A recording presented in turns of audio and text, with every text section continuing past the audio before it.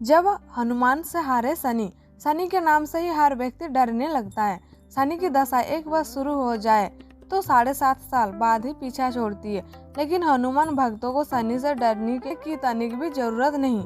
शनि ने हनुमान को भी डराना चाहा, लेकिन मुंह की खानी पड़ी। आइए जाने कैसे। महान पराक्रमी हनुमान अमर है। पवन पुत्र हनुमान रघुकुल के कुमारों के कहने से प्रतिदिन अपनी आत्मकथा का कोई भाग सुनाया करते थे।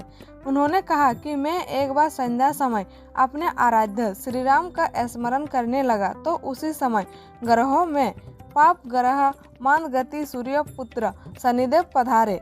वहाँ अत्यंत कृष्ण वर्ण के भीषणकार थे।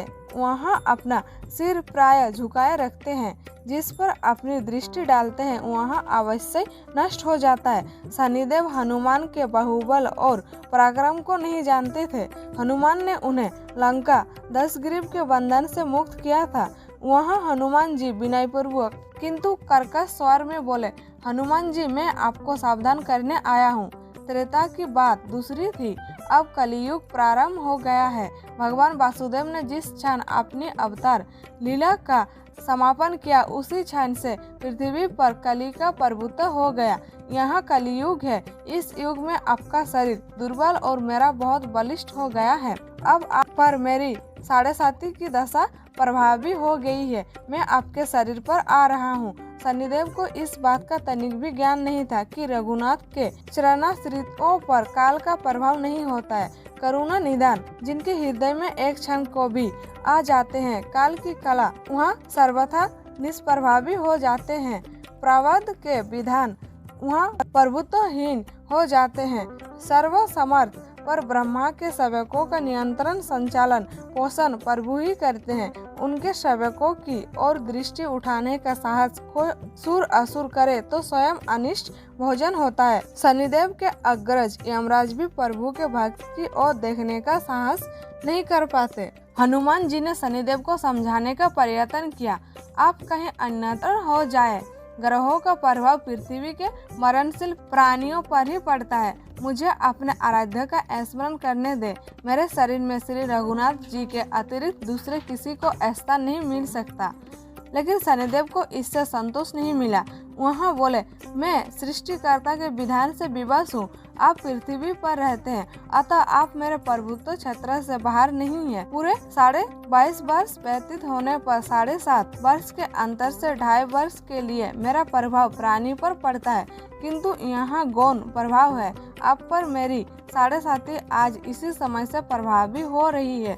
मैं आपके शरीर पर आ रहा हूँ, इसे आप हाल नहीं सकते। फिर हनुमान जी कहते हैं, जब आपको आना ही है तो आइए, अच्छा होता है आप मुझ वृद्ध को छोड़ ही देते। फिर शनिदेव कहते हैं, कलियुग में पृथ्वी पर देवता या उपदेवता किसी को नहीं रहना चाहिए। सबको अपना आवास सूक्ष्म लोकों में रखना चाहिए। जो पृथ्वी पर रहेगा वहाँ कलियुग के प्रभाव में रहेगा और उसे मेरी पीड़ा भोगनी पड़ेगी। और ग्रहों में मुझे अपने अग्रज यम का कार्य मिला है। मैं मुख्य मारक ग्रह हूँ और मृत्यु के सबसे निकट वृद्ध होते हैं, अतः मैं वृद्धों को कैसे छोड़ सकता हूँ। हनुमान जी पूछते हैं, आप मेरे शरीर पर कहाँ बैठने आ रहे हो। शनिदेव गर्व से कहते हैं, प्राणी के सिर पर। मैं 2.5 वर्ष प्राणी के सिर पर रहकर उसकी वृद्धि विचलित बनाए रखता हूँ। मध्य के 2.5 वर्ष उसके उदर में स्थित रहकर उसके शरीर को अस्वस्थ बनाता हूँ। वो अंतिम 2.5 वर्ष पैरों में रहकर उसे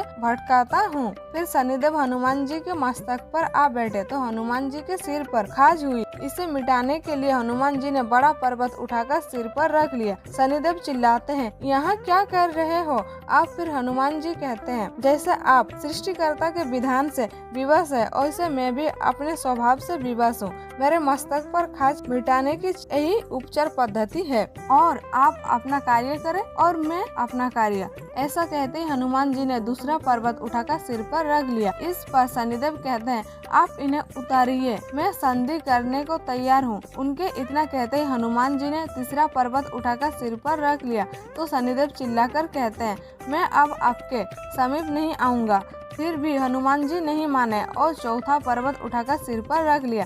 शनिदेव फिर चिल्लाते हुए कहते हैं, पवन कुमार त्राही माम रामदूत आंजन दाय नमा, मैं उसको भी पीड़ित नहीं करूंगा जो आपका स्मरण करेगा, मुझे उतर जाने का अवसर दे। हनुमान जी कहते, बहुत शीघ्रता की, अभी तो 5वां पर्वत बाकी है। और इतने में ही शनि मेरे पैरों में गिर गए और कहा, मैं सदैव आपको दिए वचनों को स्मरण रखूंगा। आघात के उपचार के लिए शनिदेव तेल मांगने लगे। हनुमान जी तेल कहाँ देने वाले थे, वहीं शनिदेव आज भी तेलदान से तुष्ट होते हैं।